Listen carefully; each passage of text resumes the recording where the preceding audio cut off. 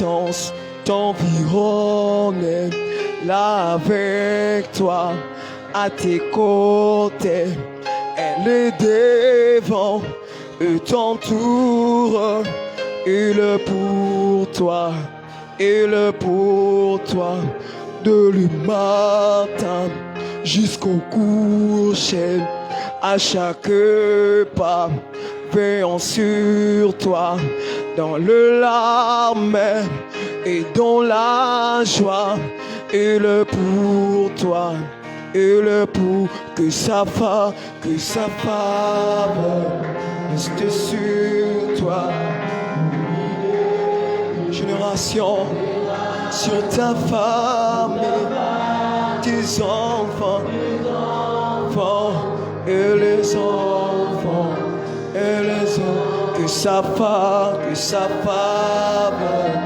reste sur toi pour plus de 1000 générations, sur ta famille et tes enfants, tous les enfants, que sa présence t'environne, là avec toi, à tes côtés, elle est devant et t'entoure, il est pour toi, il est pour de l'immense jusqu'au coucher, à chaque pas, veillant sur dans les larmes et dans la joie, il est pour toi, il est pour que sa femme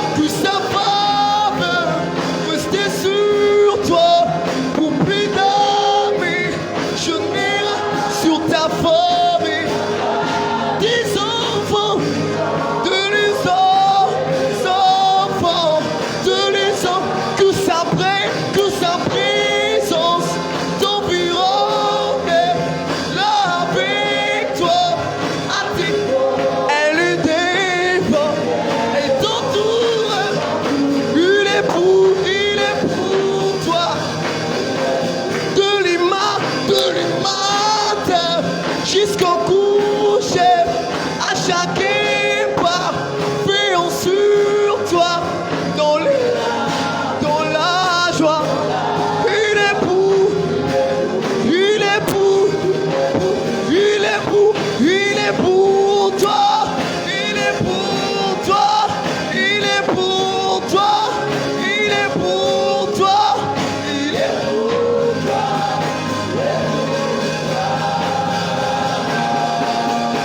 Son peuple chantait.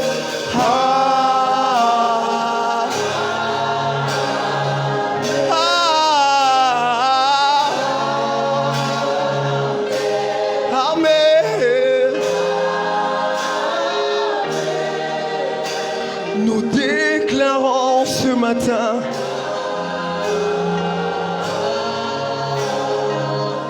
que ta parole s'accomplisse, que ta parole s'accomplisse. Est-ce que l'Église peut répéter ces refrains? La chorale ensemble avec l'Église peuvent répéter ces refrains.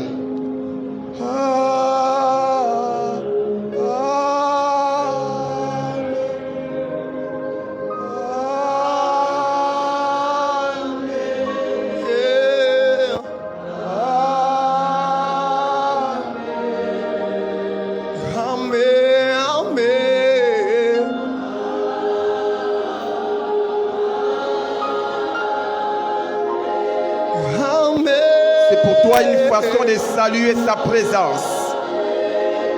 Amen. Une manière de saluer sa présence. Amen. Amen.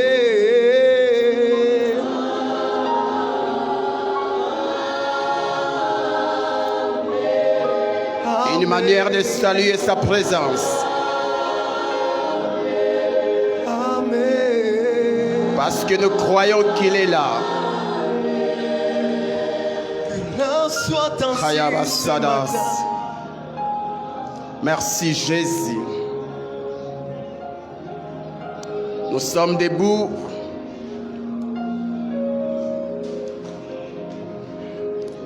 Livre-toi dans sa présence. Dis à Dieu, me voici. Parle-moi. C'est auprès de lui qu'il y a la parole de vie. C'est auprès de Dieu qu'il y a la parole de guérison. C'est auprès de Dieu qu'il y a la parole d'encouragement. C'est auprès de lui qu'il y a la vie en abondance. Dis à Dieu, parle-moi. Halamasi amada. Hoi masika baba sara haraba. Hey maigo si amatada baba baba. Mon Dieu. Mon Dieu.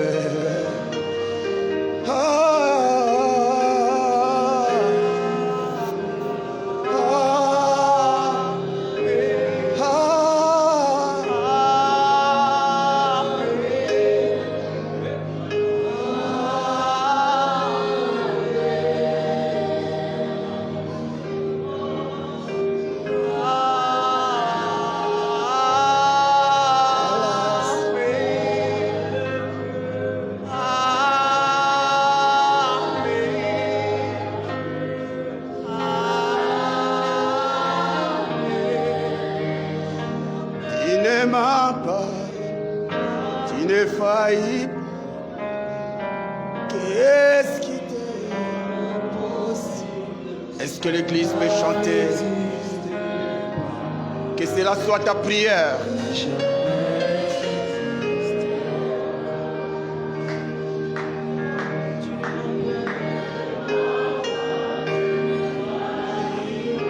Ah. Rien n'est impossible à Dieu. Rien n'est impossible à Dieu. Rien n'est étonnant devant Dieu.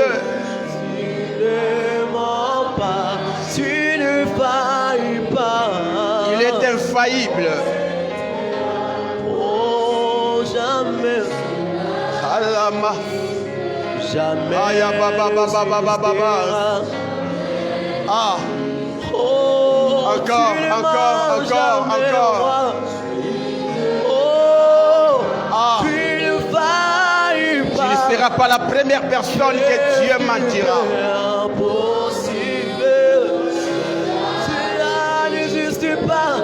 Jamais n'existera. Oh, Ah. oui. Tu ne mens pas, Seigneur, mon roi.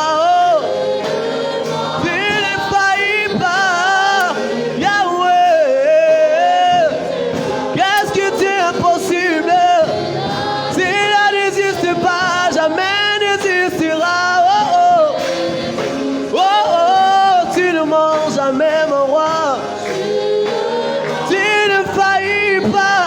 tu ne faillis pas, Yahweh, jamais n'existera. Acclame Jésus. Tu peux pousser des cris de joie. Merci Jésus. En ton nom, nous avons prié ici. Et ensemble, nous disons Amen. Tu ne pêches pas si tu acclames encore Jésus.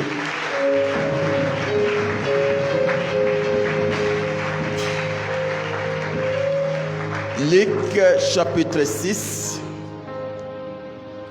Luc chapitre 6, 12 à 16. Sois debout pour honorer la parole de Dieu.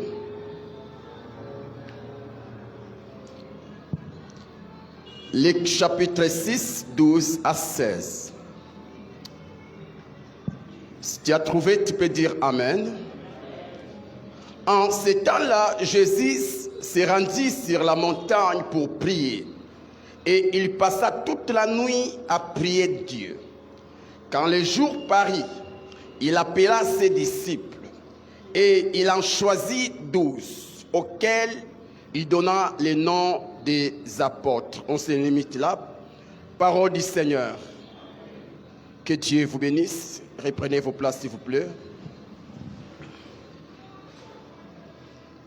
Si on peut nous aider.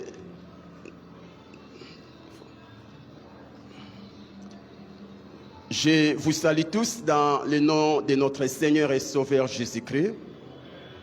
Je n'ai pas entendu ton amen. Vous allez nous excuser pour ces petits retards.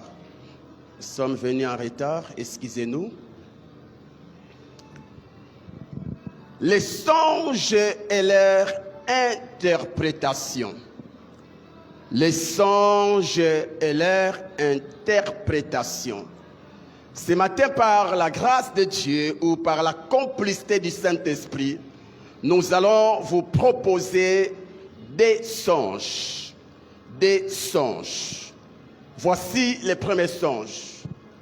Être perdu dans un milieu inconnu ou oublier les chemins vers la destination.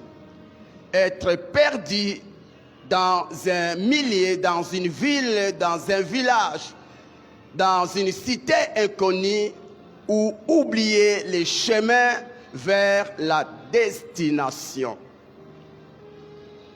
Tu fais un songe et dans ce songe, tu te vois perdu dans un milieu inconnu.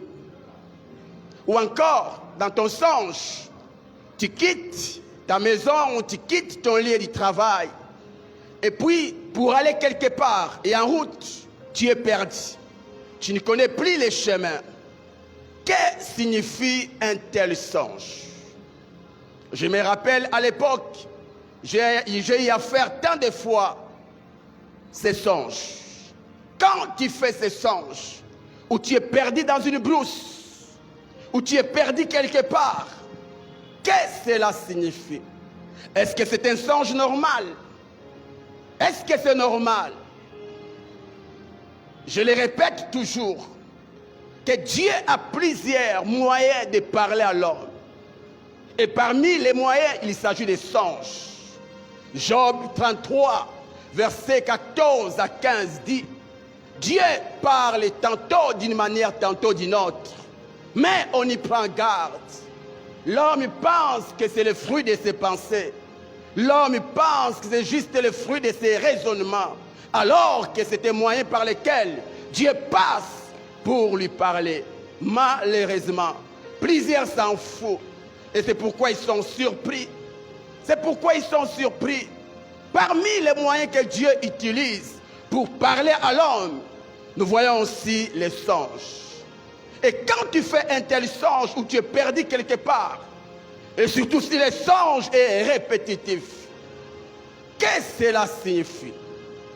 L'interprétation de ces songes dépendra de la finalité du songe. La finalité du songe. De rester dans tout songe que tu peux faire, même si ce songe te trouble, ce qui compte mieux, c'est la finalité. Ce qui compte mieux, c'est la finalité.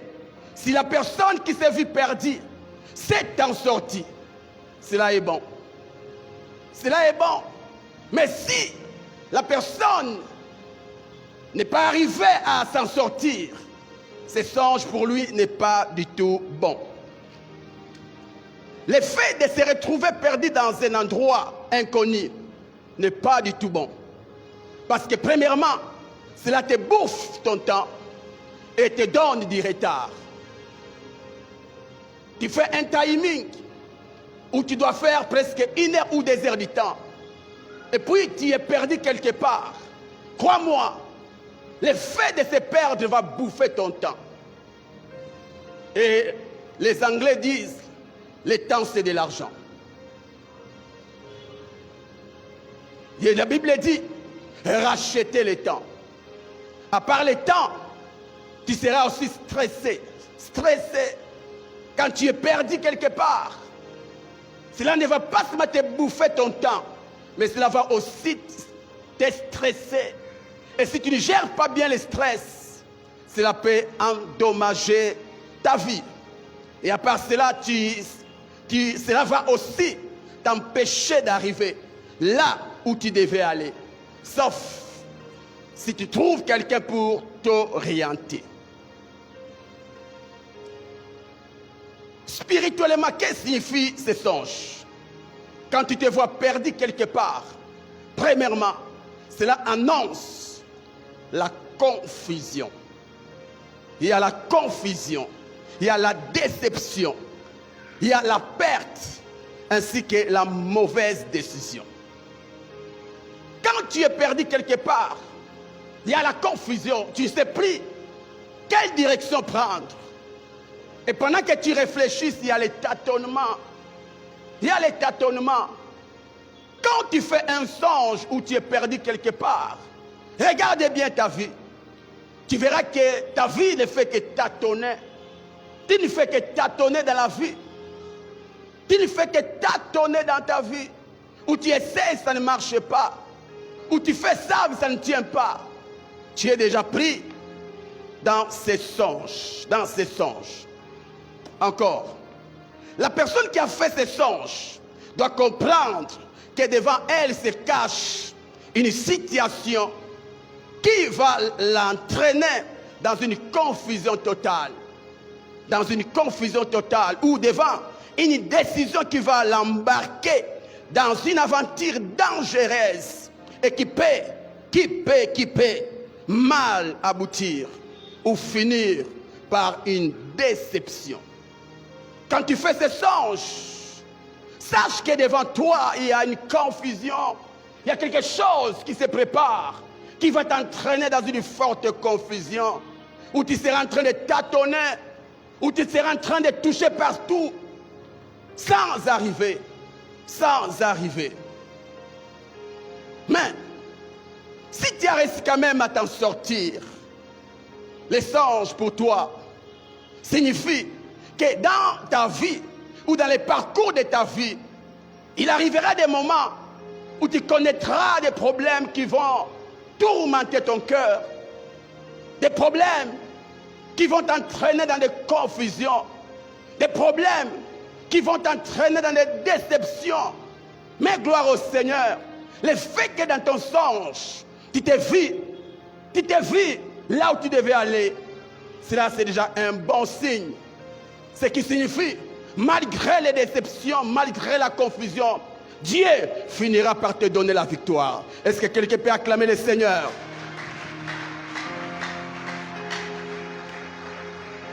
Et si tu es dans cette phase, une phase de confusion, où tu ne sais que faire, quelle position prendre, crois-moi, enfonce encore,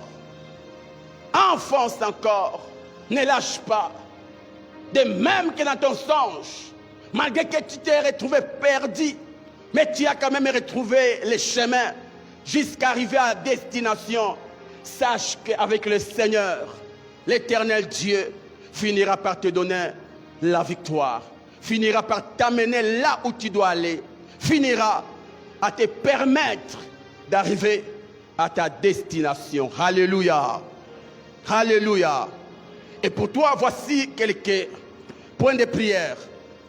Tu dois prier le Seigneur qu'il t'aide à te libérer de toute confusion, de toute déception et de toute perte qui peut t'amener à t'en sortir. Comme, qu'est-ce que je dis? De toute confusion.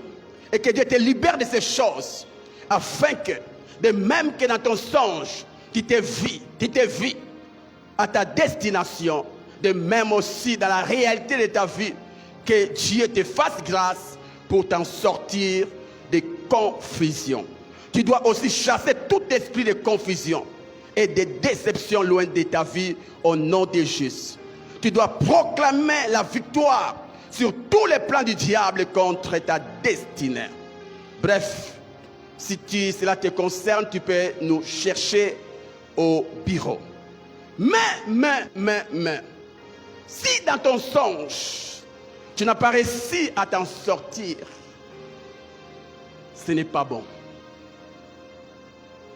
Cela signifie, devant toi se cache une déception. une confusion, une perte, un échec.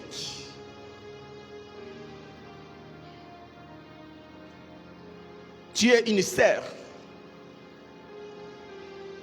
Et parce que tu es sœur, c'est normal que les jeunes frères soient derrière toi. Et il y a un frère qui court derrière toi avec la vision de t'épouser un jour. Mais tu n'as pas encore donné ta position. Puis tu fais ces songes. Tu fais ces songes. Pendant que tu cherches comment répondre aux frères, tu fais ces songes. Qu'est-ce que tu dois faire? Si dans les songes tu te vis dans l'incapacité de t'en sortir, faites attention. Faites attention. Faites attention. Ne te précipite pas de dire oui aux frères. Même si les frères remplissent tes critères, ne te précipite pas. C'est un langage divin pour toi. Que cette relation, la personne qui sera déçue, c'est toi. Et si tu es fiancé, tu fais ces songes. Tu es déjà fiancé, la personne ou ta fiancée ou ton fiancé est déjà connu et tu fais ces songes. Pendant les préparatifs, tu fais ces songes. Voici un conseil. Ne te précipite pas, mon frère, d'aller doter la sœur. Ma sœur, ne te précipite pas d'inviter la famille de l'homme chez vous. Car le fait que tu puisses faire ces songes pendant les préparatifs, c'est un message divin. Ce n'est pas parce que tu as prédoté la personne que c'est la personne de ta vie. Non. Non. Écoutez, mieux vaut ne pas se marier que de mal se marier. Se marier, c'est bon. Mais mieux se marier, c'est mieux. C'est mieux. Il y a des gens qui se précipitent dans les mariages. C'est très bien parce que c'est la volonté de Dieu. Dieu dit, il n'est pas bon que l'homme soit seul. C'est la volonté de Dieu. Mais faites attention. Faites attention. S'il y a un domaine que le diable combat beaucoup, c'est le mariage. C'est le mariage. Parce que tout commence avec le mariage. Le monde, aujourd'hui nous sommes plus de 7 milliards. Cela a commencé avec un couple, un seul couple, Adam et Ève. Et le diable sait s'il attaque les familles, il attaque le monde. Faites attention. Quand tu t'engages, sache que le diable aussi a engagé ses agents pour t'empêcher de réussir dans ton mariage. Pour t'empêcher. Pendant les préparatifs, tu fais ces songes. Ne dis pas d'abord que c'est le diable. Des fois, nous pensons que c'est le diable, alors que c'est Dieu qui t'épargne. Dieu qui t'épargne. C'est pourquoi dans le domaine du mariage, des fois, il faut être net. Des fois, il faut être net. Des fois, il faut être net. Oui, ton corps veut la personne. Mais est-ce que Dieu est pour la personne? J'aime toujours le dire que dans une boutique, il y a plein de chaussures. Mais si tu ne chausses pas 42, même si la chaussure 42 te plaît, mon frère, ma soeur, cette chaussure ne sera pas une bénédiction pour toi. Ne sera pas une bénédiction pour toi. Si tu chausses 40 et la chaussure est 42, tu ne sauras pas bien marcher malgré la beauté de la chaussure. Tu chausses 45 et la chaussure est 42, tu ne sauras même pas placer ton pied. Que servira-t-il à un homme d'avoir à ses côtés une belle femme mais insoumise? Que servira-t-il à une femme d'avoir à ses côtés un beau garçon mais infidèle? Non. Et quand tu fais ces songes, sois prudent. Sois prudent. Cherche les pasteurs. Cherche tes conducteurs spirituels. Afin qu'ensemble, vous puissiez discerner qu'est-ce que cela veut dire. Et quand tu sens que Dieu est contre, dis au frère, je m'excuse, va ailleurs. Ah, c'est difficile de trouver les sœurs à en faire. Hein? Mais c'est facile pour les hommes. Mais la sœur a raté l'opportunité. Oui. Quand tu seras dans les mariages, tu comprendras. Mieux vaut ne pas se marier que d'aller connaître un crash appelé le divorce. Ou soit avoir quelqu'un à tes côtés, mais vous vivez comme si vous étiez des frères et sœurs, alors que vous êtes des mariés. Faites attention. Ne néglige pas un tel songe pour toi qui es fiancé. Et si tu es diplômé d'État et tu as décidé d'aller continuer l'université, et puis tu fais ce songe où tu es perdu, un songe qui signale qu'il y a la confusion, voici un conseil. Ne te précipite pas de choisir l'université. Ce n'est pas parce que tous tes amis vont à l'Inikin que toi aussi tu es obligé d'y aller. Non. Ce n'est pas parce que tout le monde fait la faculté de droit que toi aussi tu dois faire. Oui, tu parles bien, mais est-ce que c'est ta destinée? Peut-être tu es un futur journaliste. Il y a des hommes dans cette nation qui parlent bien, mais qui ne sont pas des juristes. Ce n'est pas parce que tu parles bien que tu dois être juriste. Ou parce que tu parles bien que tu dois être journaliste. C'est faux. Quand tu fais ces songes, sois prudent.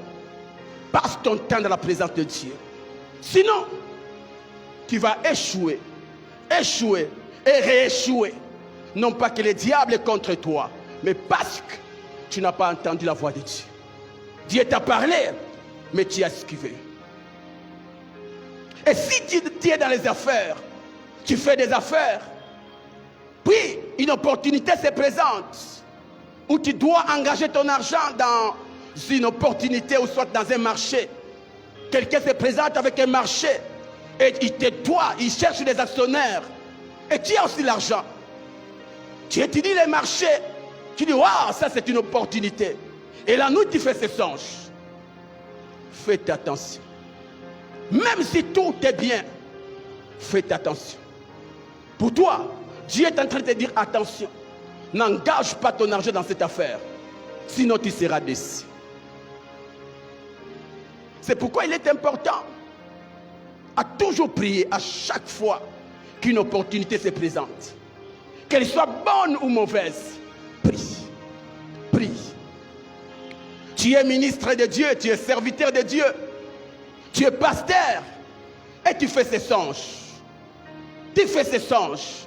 Tu es perdu. Tu es perdu dans ton songe.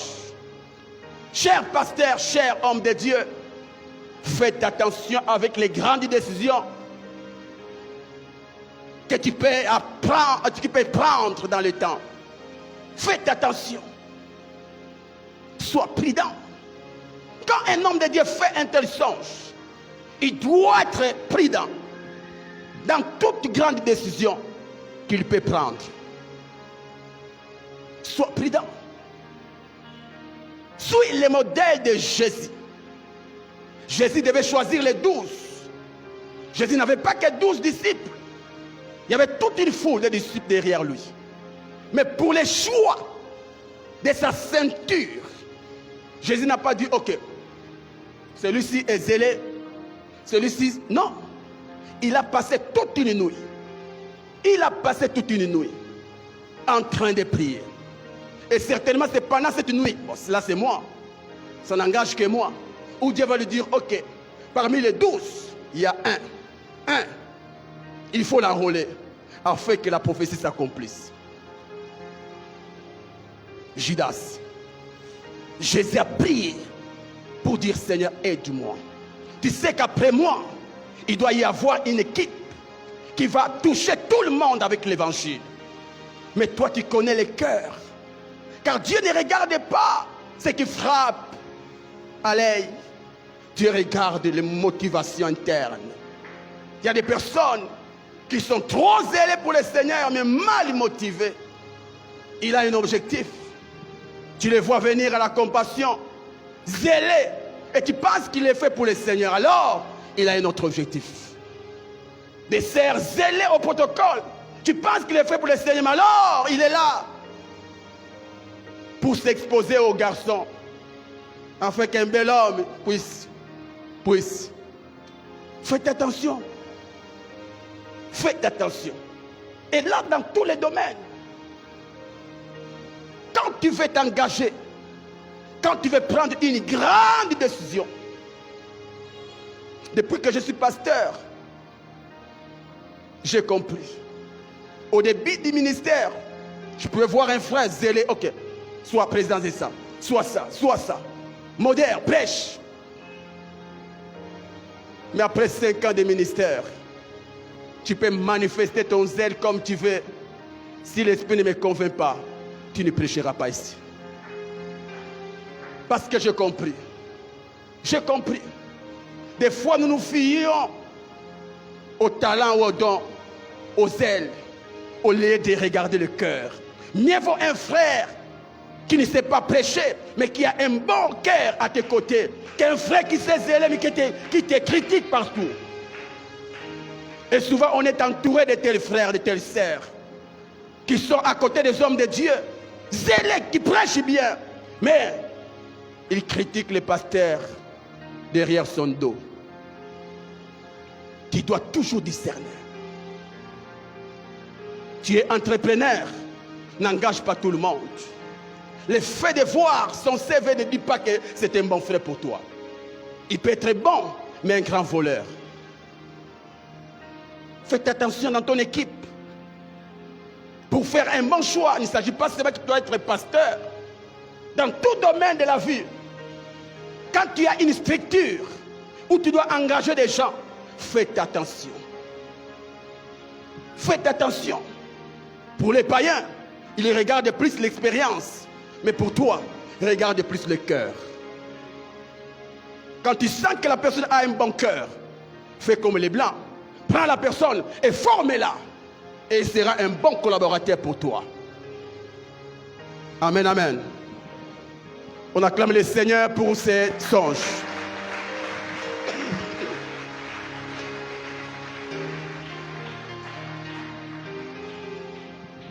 Voici le deuxième songe.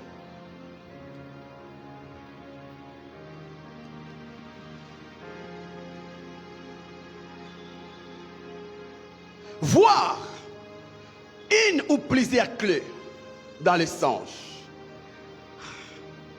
Voir une ou plusieurs clés dans un songe. Est-ce qu'on peut m'apporter la clé? N'importe quelle clé.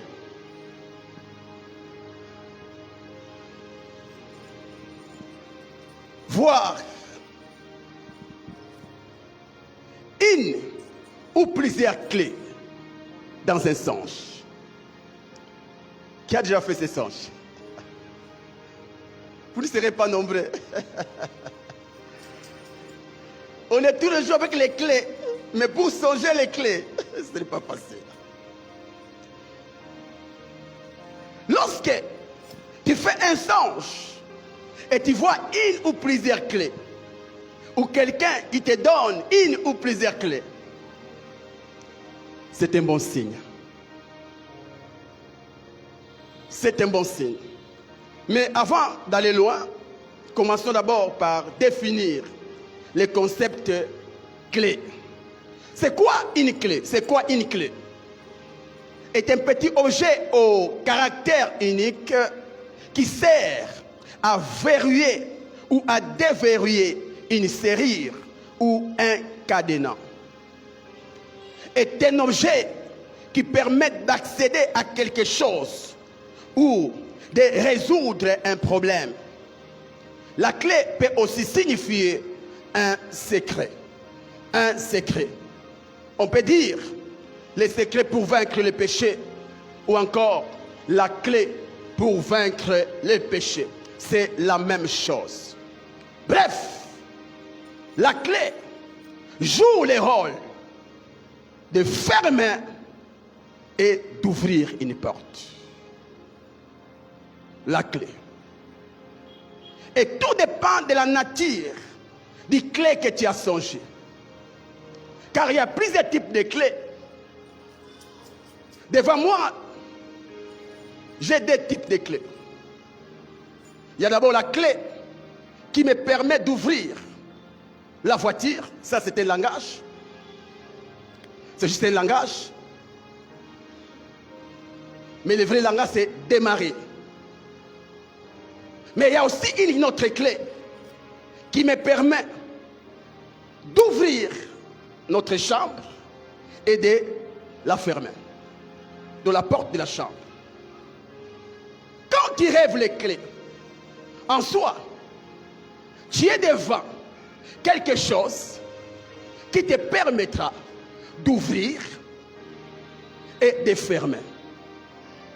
Sur le plan spirituel, la clé signifie ou symbolise le pouvoir, la puissance, l'autorité, la connaissance, la solution. Apocalypse 3, verset 7, la Bible dit: écrit à l'ange de l'église de Philadelphie, voici ce que dit le saint, le véritable. C'est lui qui a la clé de David. C'est lui qui ouvre et personne ne peut fermer. C'est lui qui ferme et personne ne peut ouvrir. La personne qui parle ici, ce n'est pas Jean, mais c'est Jésus. C'est Jésus qui parle. Et la clé de David, dans ce contexte, représente l'autorité ou le pouvoir dont Christ dispose pour ouvrir et fermer la porte du salut. La clé de David, c'est l'autorité ou le pouvoir dont notre Seigneur, notre Sauveur Jésus-Christ dispose pour ouvrir pour un païen la porte du salut ou fermer la porte du salut. Nul ne peut aller au Père sans passer par moi. Il a ses pouvoirs. Ces versets confirment que la clé, dans la clé, il y a le pouvoir. Toute clé a une capacité. Quand vous regardez la clé, comme cette clé de contact, vous regardez la voiture qu'elle démarre, qui ne peut pas croire que cette petite chose peut démarrer un grand moteur. Juste une petite chose. Et pareil aussi avec les pouvoirs. Les pouvoirs ne pèsent pas. Les pouvoirs ne pèsent pas. C'est juste une substance spirituelle, mais qui te permet de renverser même l'ininversable. La puissance. Donc le fait de voir une clé dans un songe signifie premièrement que devant toi, il y a déjà une solution. Devant toi, il y a déjà une solution. Et cette solution, c'est la clé. C'est la clé.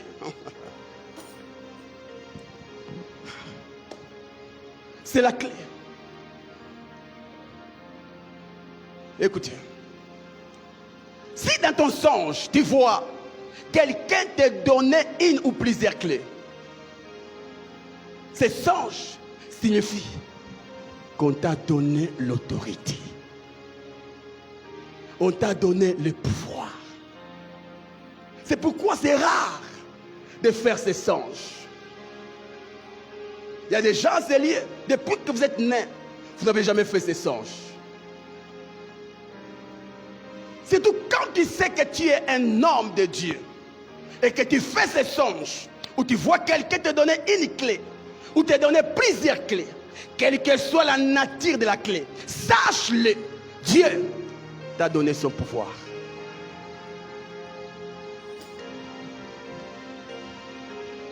On t'a donné le pouvoir de fermer et d'ouvrir, de lier et de délier, de condamner et de libérer, de rendre possible l'impossible. Matthieu chapitre 16, verset 19. La Bible dit: je te donnerai les clés du royaume des cieux. ce que tu lieras sur la terre sera lié dans le ciel. Et ce que tu délieras sur la terre sera délié dans le ciel. Ici, c'est Jésus qui parle, qui s'adresse à Pierre. Avant son départ, Jésus dit à Pierre, Pierre, je vais te donner, ou je te donnerai les clés du royaume des cieux. Waouh!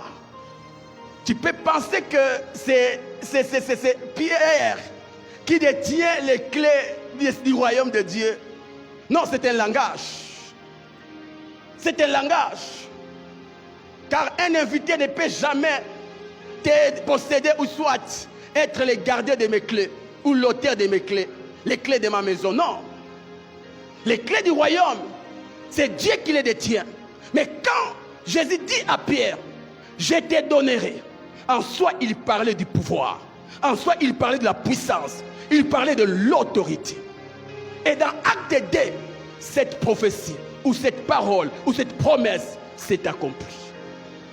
Il a reçu la puissance du Saint-Esprit. Autrement dit, Pierre et ses compagnons avaient reçu l'autorité du Saint-Esprit pour aller annoncer.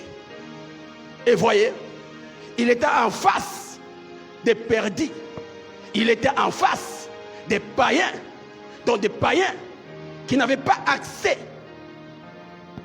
à la vie éternelle. Mais quand l'homme de Dieu, Pierre, s'est tenu devant ces hommes, il a commencé à parler. En soi, Pierre utilisait la clé du royaume pour ouvrir la porte du salut à ses auditeurs. Il a prêché et la Bible dit 3000 personnes se convertirent. Quand Dieu te donne cette clé ou la clé dans ton songe et que tu es prédicateur, sache qu'il t'a donné le pouvoir, la capacité de prêcher l'évangile et d'entraîner plusieurs âmes au Seigneur. Et c'est important. En soi, mes frères et sœurs, ce n'est pas la belle prédication qui amène les gens à se convertir, mais c'est la puissance de Dieu qui accompagne la prédication, qui convainc les cœurs. Jésus dit, lorsqu'il viendra, il convaincra le monde en ce qui concerne les péchés, la justice et le jugement. Ce n'est pas la prédication qui convainc, c'est le Saint-Esprit qui convainc. En d'autres termes, la clé en soi, c'est le Saint-Esprit. Aïe, aïe, aïe, aïe, aïe, aïe, aïe.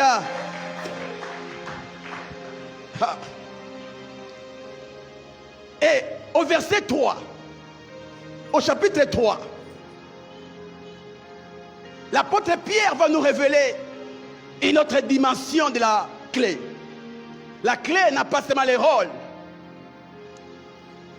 d'ouvrir la porte d'une maison, mais elle a aussi le rôle de démarrer une voiture. Et là, Pierre était en face d'un boîtier. Un homme qui est né boîtier. Quand Pierre a vu les gars, le monsieur va demander à Pierre l'argent. Pierre dit, non, je n'ai ni argent ni or à te donner. Est-ce que Pierre manquait de l'argent? C'est faux. Parce que pour tout juif, tu ne peux jamais te présenter dans la présence de 100 offrandes. C'est seulement nous venons au culte sans offrande. Mais tout vrai juif ne peut jamais s'approcher de Dieu, ne peut jamais monter au temple sans offrande. Donc il avait son offrande. Mais il savait que si je te donne l'offrande, cela ne résoudra pas ton problème. Il te faut quelque chose qui peut changer toute ta destinée, qui peut enlever ta honte, qui peut enlever ta honte. Et c'est là où il va lui dire, je n'ai ni or, car l'or ne te permettra pas de marcher. Je n'ai ni argent, car l'argent ne peut te donner les pieds. Mais c'est que j'ai une clé, j'ai une clé. Et cette clé, c'est la puissance au nom de Jésus. Au nom de Jésus, lève-toi et marche. Acclame le Seigneur. Aya maya maya maya. Eye me kaya baba baba. Kaya mashia madahada bada bada. Il te faut la puissance.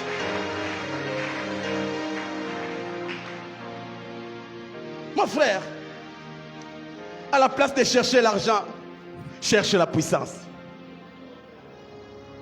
Quand tu as la puissance, même tes affaires marcheront. Quand tu as la puissance, l'argent sera derrière toi. Ah oui, l'argent sera derrière toi. Quand tu as la puissance, Hayamashi Yamada, Hiyamashuka Baba Santa. Et le Messie a marché. Hayasita. J'ai béni le Seigneur. Le mardi, j'ai fait ces songes. J'étais quelque part. Puis, j'ai parlé avec un bien-aimé. Et je lui ai parlé de l'église de la compassion Massina. Je lui ai dit que non, aujourd'hui nous comptons tel nombre. Il a dit waouh! Et le Messie m'a pris. Il m'a pris. Par mon apparence, ce Messie ne pouvait pas croire que nous avons une telle église à Tchang. Et dans les songes, il m'a pris. Il m'a présenté à son pasteur, à son leader. Et je suis allé, j'ai vu l'endroit bizarre. Mais bon, ok. Et puis, je vois les messieurs me donner 3 clés. 3 clés. C'était le mardi. 3 clés. Et puis, il va placer devant moi quelque chose là, comme une armoire. Il les place devant moi. Et je devais ouvrir. J'ai compris. J'ai compris. Les 3 clés, je les cache. Ça m'engage que moi-même. Donc en soi, Dieu veut dire, je t'ai déjà donné le pouvoir. Fais maintenant ta part. Écoutez, avoir une clé, c'est bon. Mais savoir utiliser la clé, c'est mieux. C'est comme mon frère. C'est lui qui il détient la clé. Mais si je vais démarrer la voiture à Kokate, à démarrer Naïmé à Koumtamsati. Avoir le pouvoir ou la puissance de Dieu, c'est bon. Il y a des frères qui vont à Mangengenge, partout. Ils prient le Seigneur et le Seigneur les revêtit de sa puissance. Ils descendent comme Jésus, revêtis avec le poids de la puissance. Écoutez, je l'ai déjà prêché ici. Hein? Jésus revêtit de la puissance, mais Satan, à qui m'a été? Ce n'est pas parce que tu as la clé que les problèmes fuiront loin de toi. Non. C'est comme ça que Jésus dit, en mon nom, vous chasserez. Vous chasserez. Parce que de même que le diable est naturellement têtu, de même aussi les problèmes de ta vie sont naturellement têtus. Alors, devant un homme têtu, il n'y a pas de négociation, il n'y a pas de dialogue, on ordonne. Et c'est ça. Pierre avait la clé, mais cette clé n'a pas fait marcher les boîtiers. Il a fallu qu'il parle. Il a fallu utiliser la clé. Il a dit, au nom de Jésus, lève-toi et marche. Et pareil aussi, quand tu sais que tu as la clé, passe à l'action. Agis. Agis. Quand je sais que j'ai la clé de ma chambre, qu'est-ce que je fais? J'introduis la clé et j'agis. C'est alors que la porte s'ouvrira. Pierre, tu as reçu la clé du royaume. Mais si tu ne prêches pas, 3000 âmes ne se convertiront pas. Comme tu es là, tu as la clé. Le fait d'avoir le Saint-Esprit en toi, c'est déjà une grande clé. Mais tu dois agir. Tu dois agir. Tu dois agir. Aussi.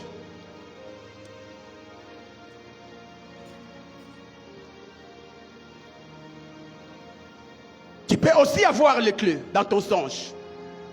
On te donne la clé. Mais tu dois comprendre une chose. Jésus dit, lorsque vous allez prier, dites que ta volonté soit faite sur la terre comme elle est faite au ciel. Qu'est-ce que je veux dire? Dans ton songe, on t'a remis les clés. Mais le songe ou le sommeil n'est pas la vraie réalité de la personne. Parce que tu peux rêver quelque chose. Tu rêves qu'au lieu foufou na boutou, mais na tongo la mouki nzala. Pour dire que no lamba foufou. Pour nzala wana, ndengo tonda ki na boutou, akoloba pe France ngala. Comme tu t'es rassasié dans ton songe là, en réalité, tu t'es rassasié. Qu'est-ce que je veux te dire? Quand tu vois des clés dans ton songe, on te donne les clés. Qu'est-ce que tu dois faire? Va prier Dieu afin que ce que tu as vu se matérialise dans ta vie. Faites que ce qui est au ciel devienne réel dans ta vie. Jésus avait parlé à Pierre, je te donnerai. Mais dans Actes, on a vu Pierre avec ses compagnons monter dans la chambre pour réclamer ses pouvoirs. Tu dois prier Dieu afin que ces pouvoirs qu'il t'a donnés se matérialisent. Se matérialisent. Quand tu essaies d'imposer les mains, malgré la clé, tu remarques qu'il y a une résistance. Pour toi, tu dois encore retourner dans sa présence. Dire à Dieu, Seigneur, tu ne m'as pas donné la clé pour que cette clé ne fasse rien. Tu m'as donné la clé afin que par la clé, j'ouvre et je puisse fermer. Je termine. Si dans ton songe, tu as vu que tu as perdu la clé, sache que tu as perdu l'autorité. Tu as perdu la puissance. Parce qu'il y a de ceux qui ont fait des songes où il a perdu la clé, il a les cadenas, il est devant la porte, mais il a perdu la clé. Donc en soi, tu es devant des opportunités qui peuvent t'amener loin, mais tu n'as pas l'autorité. Tu n'as pas la puissance. Tu n'as pas la connaissance. Parce que la clé symbolise aussi la connaissance. Tu es devant des opportunités de prêcher l'évangile, mais il te manque encore la connaissance. Qu'est-ce que Dieu te dit? Tu dois chercher la connaissance. Tu dois chercher la connaissance. Tu dois chercher la clé perdue. Il y a des personnes qui ont des bonnes personnes qui peuvent les propulser de la vie, mais ils ont encore un mauvais caractère. Ils ont encore une mauvaise vie. Ils doivent préparer, chercher la clé pour dire, tu dois arranger ta vie afin que tu sois admissible aux yeux des hommes. Que Dieu vous bénisse. On acclame le Seigneur. Nous sommes debout.